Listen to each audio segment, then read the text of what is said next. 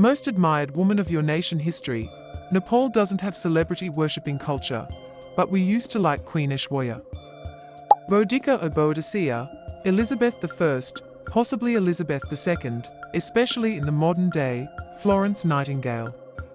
Probably more, but those spring to mind. For a long time it was Princess Isabel, daughter of Emperor Pedro II, over her role on the abolition of slavery. Not so much nowadays, because the entire abolitionist movement is under fire for supposedly being white-led and insufficient. There was little to no push for reparations, for example. Aletta Jacobs, women's rights activist and the first Dutch woman to finish university and become a doctor. She also played a big role in getting women the right to vote. She fought for world peace and women's rights until her death in 1929. She is seen as the face of Dutch feminism. Hannie Schaft, teenager from Haarlem, who fought against Nazi occupation together with her friends Freddy and Truusje Overstegen. The three are most famous for seducing Nazi officers, luring them into a forest and killing them, but they also killed collaborators and spread resistance newspapers. Schaft was captured and executed shortly before the end of the war, and still rests at the Honorary Cemetery in Bloemendaal alongside many of her fellow resistance members. The Overstegen sisters survived the war and passed away in 2016 and 2018 respectively. I believe it should be Mazu. She is the sea goddess revered by the people of Fujian.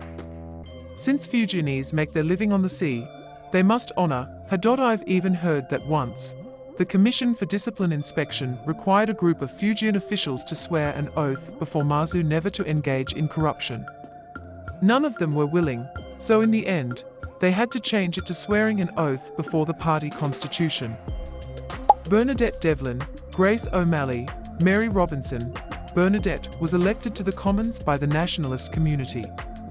When British troops shot and murdered 13 civil rights marchers in Derry, she was the only one standing against British propaganda in the Commons.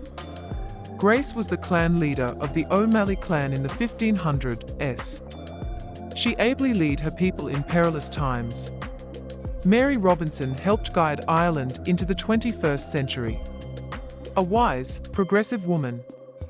India face-off between Indira Gandhi and Rani Laxmibai, probably the latter died fighting the British, after leading a bunch of successful battles against the East India Company in the 1857 First War of Independence. Don't forget to like and subscribe so you don't miss our next exciting video.